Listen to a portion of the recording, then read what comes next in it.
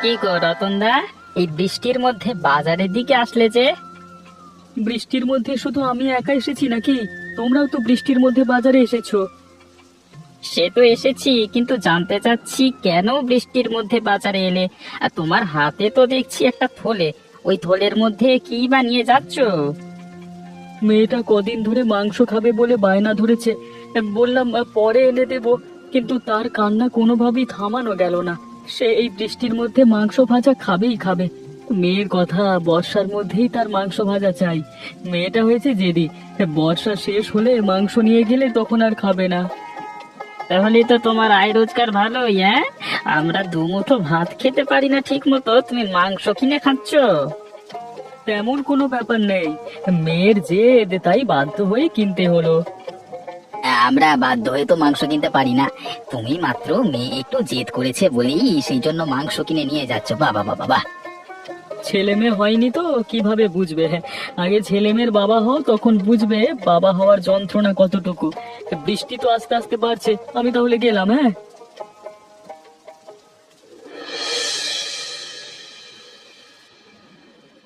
তোমাকে কত করে বললাম এমন বর্ষার মধ্যে বাজারে যেতে হবে না, বৃষ্টি কমে গেলে তখন যেও। সেই তো আমার কোনো কথাই শুনলে না, ভিজেই তো ফিরলে। গিয়েছিলাম তো ছাতা নিয়েই, বৃষ্টি হঠাৎ এমন করে বেড়ে গেল, ছাতা কিছুই মানলো না।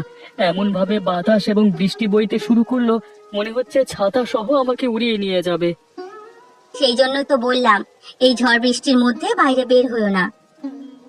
দেখোনি মেয়েটা কত করে জিদ করেছে। এখন যদি আমি বাজারে না যেতাম, তাহলে মাংস আনতাম কোত্থেকে মেয়ের জন্য?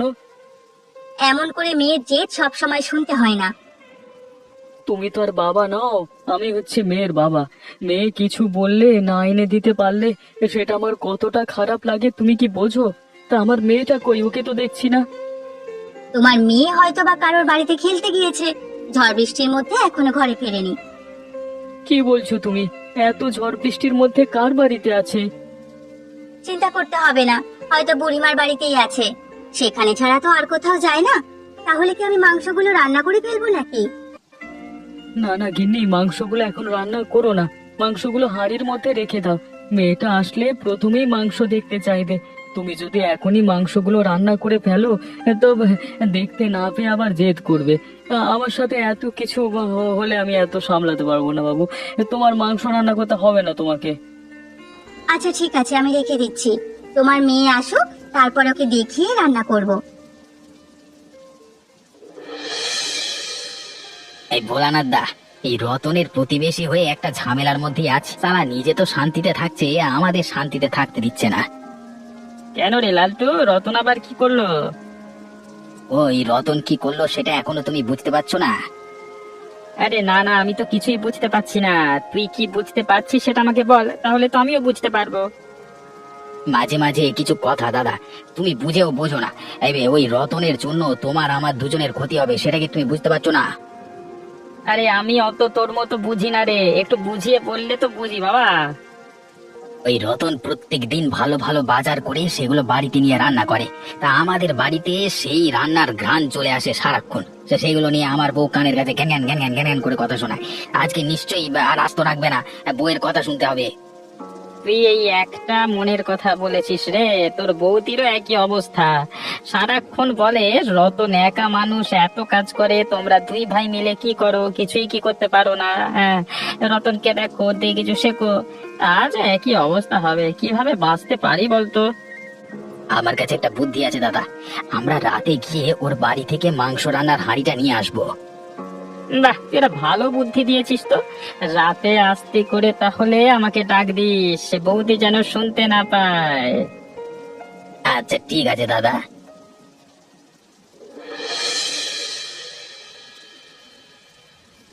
আমার বাবা কত ভালো বাবা, দেখেছো মা? আমি বলেছিলাম বাবা আমার কোনো কথাই শুনবে না, আমার জন্য মাংস আনবে না। এখন দেখেছো তার কথা শুনেছে বাবা? হ্যাঁ, তোর কথাই শুনেছে, আমার কোনো কথাই শুনছে না। আর কখনো বাবা তোমার কথা শুনবেও না। আমি যে বাবার মা, আমার কথাই তো বাবা শুনবে। বলো বাবা শুনবে না? তুমি তো আমার মা, তোমার কথা না শুনে আমার উপায় আছে বলো? তোমার কথা তো আমার শুনতেই হবে। হ্যাঁ বাবা, তুমি আর আমি এক দলে। মায়ের কথা তুমি কখনো শুনবে না। আমি হচ্ছি তোমার বড় মা। এখন থেকে তুমি আমার সব কথা শুনবে। হ্যাঁ হ্যাঁ শুনবে। আরে এখন তুই বল, মাংস খাবি কিনা? মাংস রান্না তো প্রায় হয়ে এসেছে। এই সব মাংস আমি একা খাবো। রান্না শেষ করো, এখন অল্প একটু খাবো, তারপর বাকিটা রাতে খাবো। কাল সকালে খাবো, দুপুরে খাবো, খেতেই থাকবো।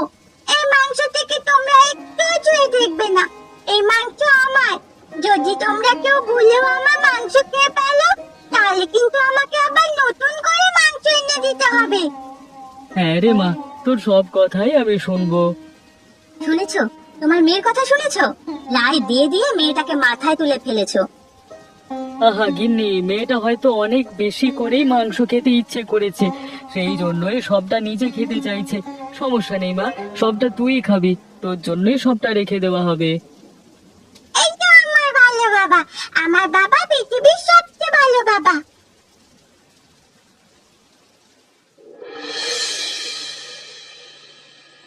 তোকে বললাম আমরা গভীর রাতে মাংসের হাড়ি চুরি করতে আসবো, আর তুই সন্ধে রাতে আমাকে কেন নিয়ে আসলি এখানে মাংস চুরি করবার জন্য?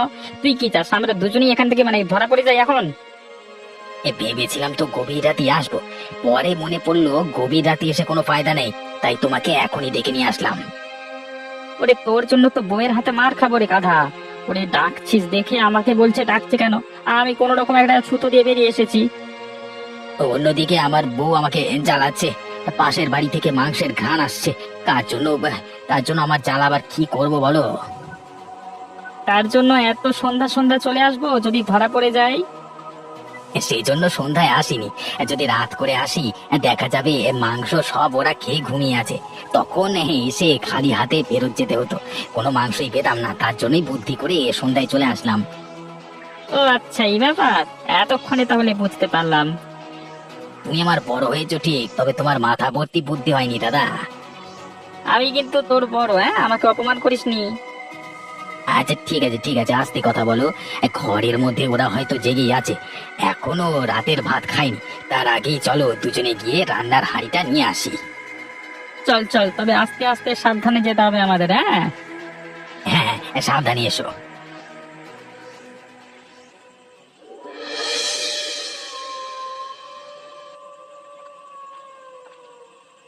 গিন্নি, তুমি না রান্নাঘরে মাংসের হাঁড়ি আনতে গেলে, তাহলে খালি হাতে ফেরত এলে কেন? কিভাবে যে তোমাকে কথাটা বলবো। আহারে, তুমি এভাবে আমতা আমতা করছো কেন? মাংসের পাতিল কেন আনলে না সেটা বলো। আমরা দুজন মাংস খাবো বলে বসে আছি। কিভাবে যে তোমাকে কথাটা বলবো, আমি রান্নাঘরে গিয়ে দেখি মাংসের হাঁড়িটা সেখানে নেই। কি বলছো তুমি গিন্নি? তুমি কি পাগল হয়ে গেছো নাকি? রান্না করতে গিয়ে মাংসের হাঁড়ি কোথায় যাবে? তুমি ভালো করে খুঁজে দেখেছো তো, নাকি না খুঁজে এখানে এসে বলছো খুঁজে পাচ্ছি না? আমি কি অন্ধ হয়ে গেছি নাকি? এইটুকু তো রান্নাঘর, সবটাই আমি ঠিকঠাক ভাবে খুঁজে দেখেছি, কোথাও সেই মাংসের হাঁড়িটা খুঁজে পাচ্ছি না। এ কি বলছো? মাংসের হাঁড়িও কি চুরি হয়ে যেতে পারে নাকি? নাকি কুকুর এসে খেয়ে নিল? কুকুরে খেয়ে নিলে অবশ্যই হাঁড়িটা সেখানে পড়ে থাকবে, চারিদিকে মাংসগুলো ছিটিয়ে থাকবে। এর আগে কখনো শুনিনি তো মাংসের হাঁড়ি চুরি হয়ে যেতে। আজব একটা ব্যাপার। তাহলে কি আমি মাংস খেতে পারবো না বাবা? দেখছিস না মাংসের হাঁড়ি চুরি হয়ে গেছে, তাহলে মাংস কিভাবে খাবি বুঝতে পারছিস না? না না বাবা, আমি মাংস খাবো, আমাকে মাংস এনে দাও। মা নিশ্চয়ই সব মাংস খেয়ে নিয়েছে। শুনেছো তোমার মেয়ের কথা? আরে আরে, ওর কথা তুমি ধরছো কেন? বাচ্চা মানুষ, তুই কাঁদিস না। আমি তোর জন্য নতুন মাংস এনে দেব। আমি এটাও দেখে ছাড়বো কারা এই মাংস নিয়েছে।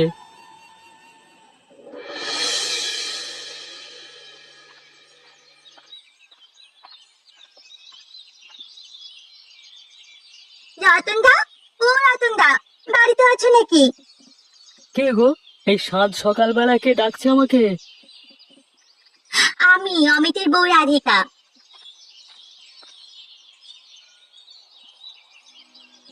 কি গো রাধিকা বৌদি, এত সকাল সকাল তুমি আমাদের বাড়িতে হঠাৎ কি মনে করে? কিছু হয়েছে নাকি?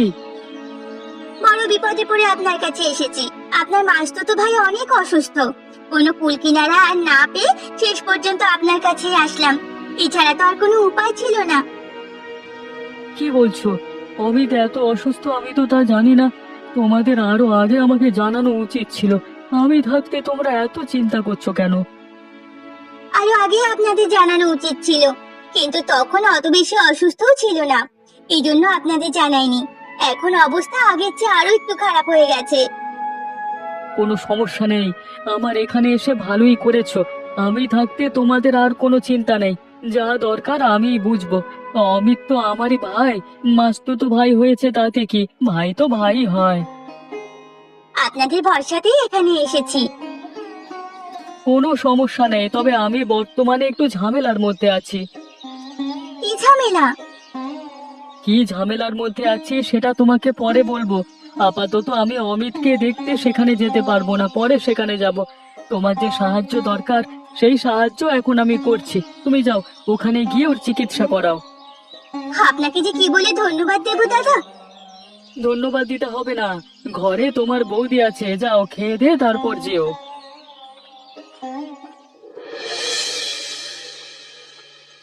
কি গো বুড়িমা, কোথায় যাচ্ছ তুমি? জানিসই তো, আমার নির্দিষ্ট কোনো জায়গা নেই। যেখানে যাব, আমার কাজ হচ্ছে সারা গ্রাম ঘুরে বেড়ানো, মানুষের খবর নেওয়া। এছাড়া আমার আর কোনো কাজ নেই। তা তুই কোথায় যাচ্ছিলি রতন? বুড়িমা, আমি তো তোমার বাড়িতেই যাচ্ছিলাম। কেন রে রতন, আমার বাড়ি কি কাজে যাচ্ছিলি? আজকাল তো তোমাকে দেখাই যায় না। কতদিন আগে আমার বাড়িতে গিয়েছিলে, তা কি মনে আছে নাকি ভুলে গেছো? আমি তোদের বাড়িতে ঠিকই যাই, তুই তো কাজ কামে ব্যস্ত থাকিস, সেজন্য তোর সাথে দেখা হয় না। মালতীকে গিয়ে জিজ্ঞেস কর আমি যাই কিনা। ও আচ্ছা, সেই জন্যই হয়তো তোমাকে দেখতে পাইনি। তা বললি না যে, আমার খোঁজ কেন করছিস তুই? আমার একটা খবর জানবার ছিল তোমার কাছ থেকে। তুমি তো সারা গ্রাম ঘুরে বেড়াও, অবশ্যই তোমার কাছে সব খবরাখবর থাকবে, তা আমি জানি। হ্যাঁ, সব খবরাখবরই থাকে। তুই কি জানতে চাচ্ছিস সেটা বল। গতকাল রাতে আমার বাড়ি থেকে মাংস সহ হাঁড়ি চুরি হয়েছে। তা কারা এই মাংস চুরি করতে পারে সে ব্যাপারে তোমার কি কোনো ধারণা আছে বুড়িমা? কি বলছিস? মাংস সহ হাঁড়ি চুরি হয় নাকি? কখনো হয়নি, এখনই হয়েছে। এখন তোমার কাছে খবর আছে নাকি সেটা বলো। আমি তো তেমন কিছু জানি না, তবে আমার বাড়ির পাশে ভোলানাথ ও লালটুর বাড়ি থেকে মাংস রান্নার ঘ্রাণ পেয়েছি। ওদের যে অবস্থান, মাংস কেনার সাধ্য নেই। প্রমাণ ছাড়া তো কিছু করা যায় না। তুই যখন আমাকে বলেছিস, দেখি আমি তোর জন্য কি করতে পারি। তুই যা, বাড়ি যা।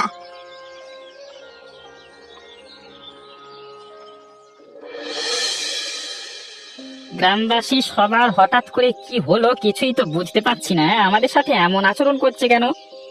কি বলছো দাদা তুমি? আরে আমারও তো একই অবস্থা। এই জন্যই তো আমি তোমার সাথে কথা বলতে চাচ্ছিলাম। হঠাৎ করে কি যে হয়ে গেল, কেউ তো আমাদের দোকানে আসছে না, আমাদের দোকান থেকে কিছুই ক্রয় করছে না। আমি তো কিছুই বুঝতে পারছি না। গ্রামবাসী সবাই আমাদের এড়িয়ে চলছে। যারা আমাদের সব সময়ের খদ্দের ছিল, এখন দেখছি তারাও আমাদের দোকান থেকে দূরে দূরে সরে যাচ্ছে, অন্য দোকান থেকে জিনিসপত্র ক্রয় করছে। আমারও একই অবস্থা দাদা। এমন চলতে থাকলে আমাদের অবস্থা যে নাজেহাল হয়ে যাবে। সামান্য এই দোকানদারি করিয়ে তো আমাদের সংসারটা চলছে। যদি কোনো মতে দোকানগুলো বন্ধ হয়ে যায়, তাহলে গিন্নিদের কথায় বাড়িটা থাকা যাবে না।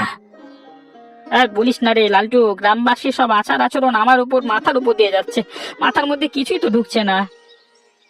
তোমার মাথায় না ঢোকারই কথা। তোমার মাথা তো এমনি তো মোটা, সহজে কিছু ঢোকে না। আবার তুই শুরু করলি। এমনিতেই ঝামেলার মধ্যে আছি, তার মধ্যে তোর আবার এই বকবকা নিয়ে উল্টো পাল্টা কথা। যা, তোর সাথে কোনো কথাই বলবো না।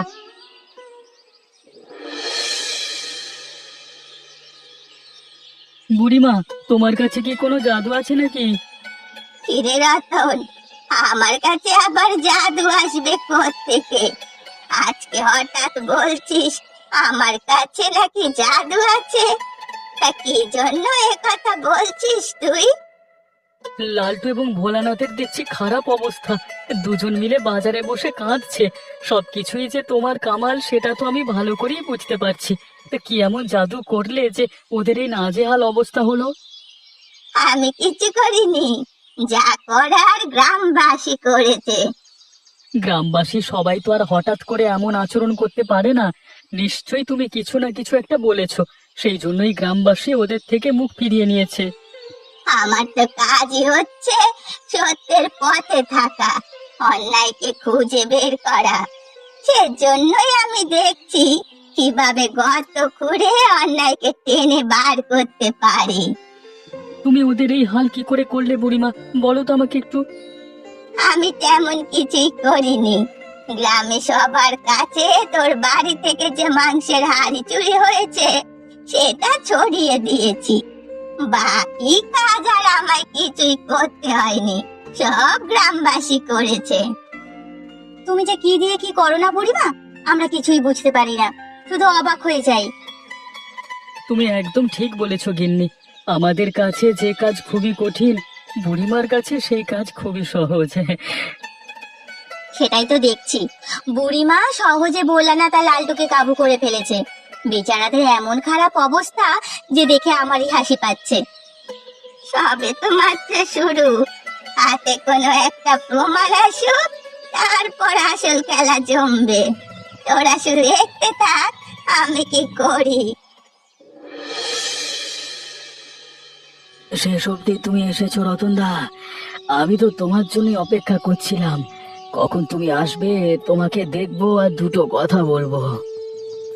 হ্যাঁ অমিত, আমি এসেছি। হ্যাঁ, আপনি ভাবতেও পারবেন না দাদা, আপনাকে দেখার জন্য কতটা ব্যাকুল হয়েছিল। বারবার আমাকে আপনার কথা জিজ্ঞেস করছিল। পরে বলতে লাগলো আপনি হয়তো আর আসবেন না। আমি এত করে বলছি রতনদাকে খবর পাঠিয়েছি, তুমি চিন্তা করো না, তিনি চলে আসবেন। তাও আপনার ভাই আমার কোনো কথাই শুনছিল না, বারবার বলছিল তুমি যাও, গিয়ে রতনদাকে নিয়ে এসো। কিরে অমিত, তুই এত পাগলামি করেছিলিস কেন? অসুস্থ শরীর নিয়ে তোর এত পাগলামি কিন্তু ঠিক হয়নি। আমি কি করব দাদা বলো, এই দুনিয়ায় আপন বলতে শুধু তোমরাই আছো। আমার অবস্থা তো তেমন একটা ভালো নয়, তাই জন্যই বারবার তোমাকে দেখতে ইচ্ছে করছিল। আমি চলে এসেছি, তোর কোনো চিন্তা করতে হবে না, তুই সুস্থ হয়ে যাবি রে। ওই দিনে আসতাম, বাড়িতে একটা ঝামেলা হয়েছে সেই জন্য আসতে পারিনি। কি ঝামেলা দাদা? তোর ভাগ্নি নেহা মাংস খাবে, মাংস এনে দিলাম। কারা জানি রাতে সেই মাংসের হাঁড়ি সহ চুরি করে নিয়েছে, তাই চোর ধরবার চেষ্টা করছি। শেষ পর্যন্ত বুঝি মাংসও চুরি হচ্ছে। তোমাকে একটা কথা বলবো দাদা। বল না, কি বলতে চাস? কদিন ধরে আমারও বড় মাংস খেতে ইচ্ছে করছে। আহা, সমস্যা নেই, তুই সুস্থ হ, তারপর আমার বাড়িতে আয়, দুই ভাই মিলে পেট ভরে মাংস খাবো। তোকে তো বললাম বাড়িতে একটু ঝামেলা আছে, তোর যা দরকার আমি আমি দাদিকে দিয়ে যাচ্ছি, কোনো চিন্তা করবি না, সুস্থ হয়ে যাবি রে। আর সুস্থ হয়ে আমার বাড়িতে আসবি, কেমন? আচ্ছা আচ্ছা, ঠিক আছে দাদা।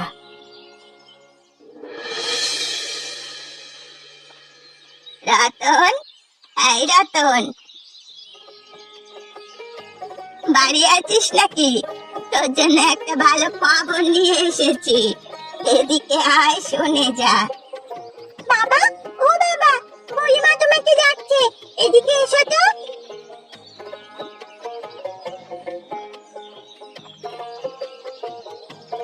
কি গো বুড়িমা, তোমার মুখখানে এমন হাস্যোজ্জ্বল দেখাচ্ছে কেন?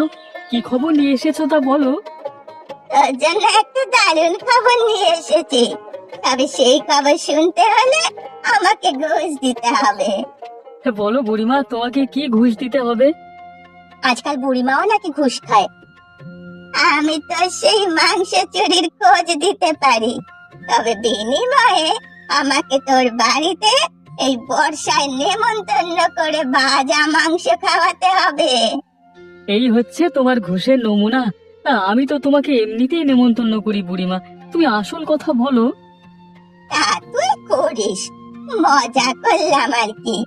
আমি ভোলানাথ আর লালটুর বাড়ি থেকে তোর চুরি হওয়া সেই মাংসের হাড়ি দেখেছি। ঘাটের মধ্যে হয়তো ওরা লুকিয়ে রেখেছে, নয়তো বা ধোয়ার জন্য রেখেছে। কি বলছো? তাহলে তো প্রমাণ মিলেই গেল।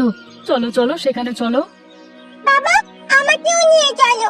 যে চোরটা আমার এত স্বাদের মাংস চুরি করেছে তাকে আমি দেখবো আর শাস্তি দেব। না না, তোর সেখানে যাওয়ার দরকার নেই, তুই বাড়িতে থাক। আরে মেয়েটা জেদ করছে, ওকে নিয়ে চলো, তুমিও চলো, সবাই মিলে সেখানে চলো। চল চল, দেরি করিস না।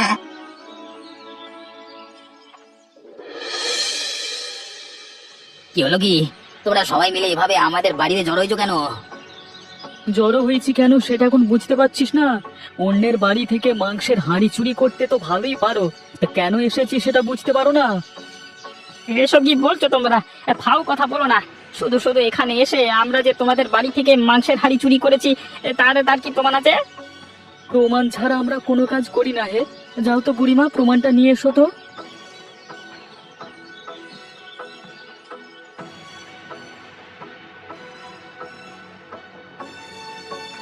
এই তো আমার হাড়ি, এটাই তো আমাদের হাড়ি। কিরে ভোলানাথ, লালটু, প্রমাণ হলো তো? আমাদের ভুল হয়ে গেছে, তোমরা আমাদের ক্ষমা করে দাও। আমরা আর কখনো এমনটা করব না। না না বাবা, এদের ক্ষমা করবে না। আমি যে মাংস খেতে চেয়েছিলাম, এরা সেগুলো চুরি করেছে। তোদের শাস্তি দাও। এমনিতেই আমরা অনেক শাস্তি পাচ্ছি, গ্রামের সবাই মিলে আমাদের শাস্তি দিচ্ছে। আমাদের দোকান চলছে না, কোনো খদ্দের নেই, অভাবে মরছি। তোমরা দয়া করে নতুন কোনো বড় শাস্তি দিও না। রতন, ওরা এমনিতেই শাস্তি পাচ্ছে, তা সত্য কথা। তা ওরা যেহেতু এত বড় অন্যায় করেছে, ছোট আকারে শাস্তি দে ওদের। বুড়িমা, তুমি যেহেতু বলছো সেহেতু আমি আর কিছু বলবো না। তুমিই বলে দাও ওদের শাস্তি কি হতে পারে। ওরা যে পরিমাণ মাংস চুরি করেছে তার দ্বিগুণ পরিমাণ টাকা বা মাংস তোদের দেবে। সাথে আমাদের নদীতে 7 বার ডুব দিয়ে বলবে আমরা কখনো আর এমন অন্যায় কাজ করব না। এই তো শাস্তি হয়েছে বুড়িমা।